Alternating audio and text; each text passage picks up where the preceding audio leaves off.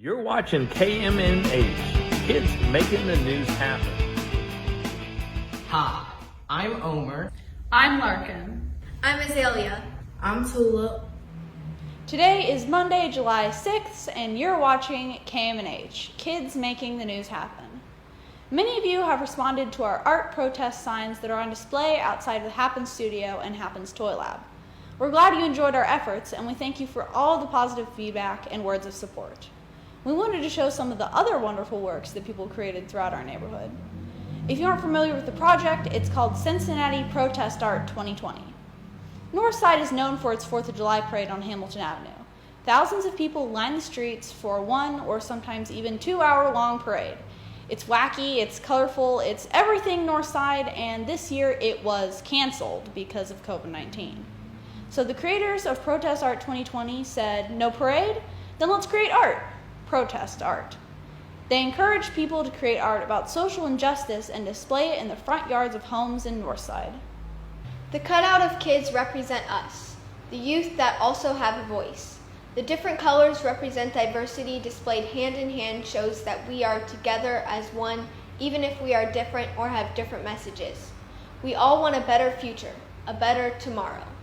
We didn't just want to make one sign. We wanted to show that there's power in many, standing and supporting each other. The impact of many youth can change the world. And we chose to use black paint and not a lot of colors. This represents one of the sayings that you will read on some of the cutouts. We all bleed the same colors. The size and shapes of the letters represent us. We are all different, but our feelings about social justice are the same. Some of the words are misspelled or hard to read. Some of the letters are not correct. But as Tommy said, that's okay. We are not perfect, and when it comes to putting our feelings out there, we are all humans. Just do your best, and the message will do the rest. We want to thank Tina Gutierrez and everyone who encourages people not to just create their own voice against social injustice, but to show it. Last week, I told everyone in my story about the COVID-19 spikes to wear a mask. And on Friday, the Cincinnati Committee Council made it mandatory or possible pay a $25 fine. And according to WLKY News, Cincinnati lawmakers passed a mandatory mask ordinance within city limits. Starting July 9th, the ordinance requires the use of face masks in all indoor public places, including grocery stores and restaurants. A violation could result in a $25 fine. Masks should be worn covering a person's nose and mouth. The ordinance states defining a mask as a cloth mask, bandana, or scarf. Those face coverings must be worn in all indoor public places within Cincinnati city limits. This includes grocery stores, retail businesses, pharmacies, healthcare facilities, indoor restaurants and bars, hotels, and motels and gyms. Of course, masks are not needed while eating or drinking in restaurants and bars, the ordinance states, but they are required when waiting in line and sitting at indoor restaurant tables. Masks are not required when eating or drinking outside. School buildings are also exempt from this ordinance. However, they must follow guidelines laid out by individual school districts in the Ohio Department of Education. No mask is required when exercising and walking outdoors, the ordinance states, unless a physical distance of 6 feet is not able to be maintained. For exercising at gyms, a mask is not required as long as individuals aren't within 6 feet of each other. Masks are required in gyms when individuals are not exercising. The ordinance also requires face masks for buses, taxis, and ride-share vehicles, and religious facilities are exempt.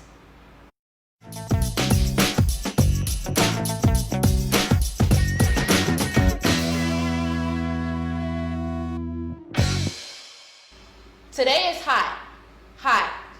That's right, I said it twice because it feels twice as hot outside. In fact, I will say it 3 more times. Hot, hot, hot. And that's what we are expecting for today and tomorrow and even Wednesday.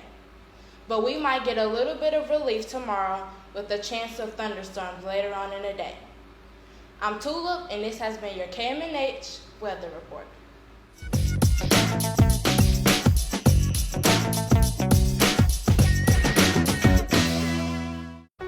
Welcome to today's Kids Making Art Happen.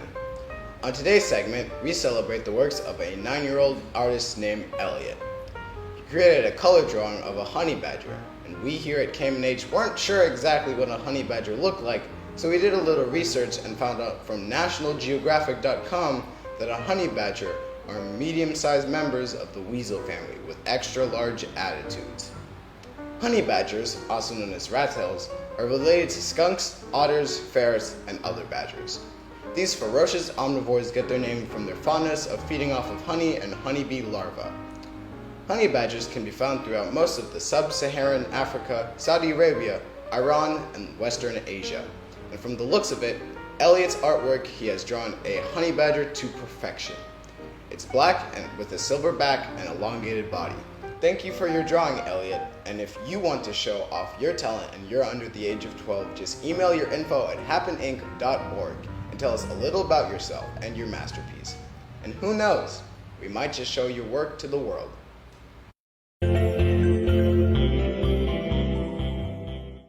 Today's word of the day is formalized, spelled F-O-R-M-A-L-I-Z-E-D.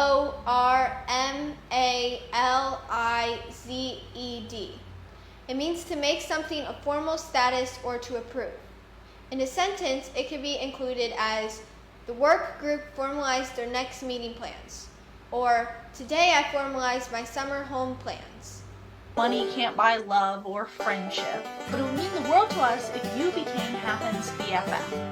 BFF, of course, stands for Best Friend Forever, but here at Happen, it also means a little something else. Business, family, and friends. All you need to do to become a BFF supporter is make a small donation. Just go to happening.org and click on the donate link. We thank all past, present, and future BFF donators.